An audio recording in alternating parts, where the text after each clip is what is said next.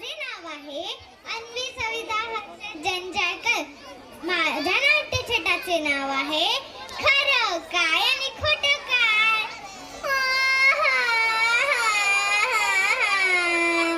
काय म्हणता, एवढी का रडते? अहो, रडू नको तर काय करू? आईने बदलल्यावर काय होतं ते तुम्हाला कसं कळणार? काय म्हणता, का बदललं? या मोठ्या माणसाचं बुवा काही कळतच नाही. आणि आमच्या आईचं काय?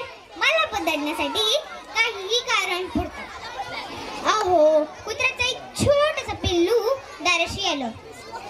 त्याला दूध पाजावं म्हणून घरात आले, तर तेही आलं पाठोपाठ. झालं तर त्याच्या खिळ्याच्या पायाने फरशीवर डाग पडले आणि आमचं स्वच्छताप्रिय मातृश्रींना निमित्तच मिळालं.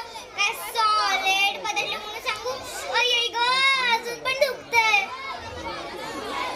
पण मला हे कळत नाही, काल रेखा मावशीच्या बाळाने आमच्या नव्या गादीवर चक्क शू केली आणि म्हणते कशी, असू रे ग, काहीही बिघडत नाही. आता काय म्हणा बहिला, टाईटली ही तर काय महानच आहे.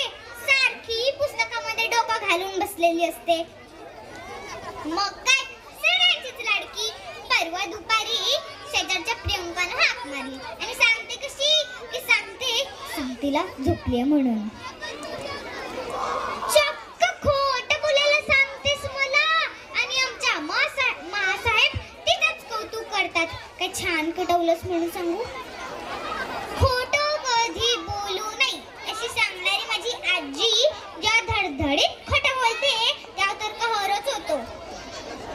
कालचीच गोष्ट घ्या ना. रेखा मावशीने विचारलं, अहो वास्तू शांतीला का नाही आलात? तर सांगते, तशी गुडघे दुखतात ग माझे, कुठे जाणत होत नाही कुठे. तरी बरं गेल्या ते रविवारी चांगली 2 तास गेल्यात तुझ्यासोबत तुळशी बघत शॉपिंगला.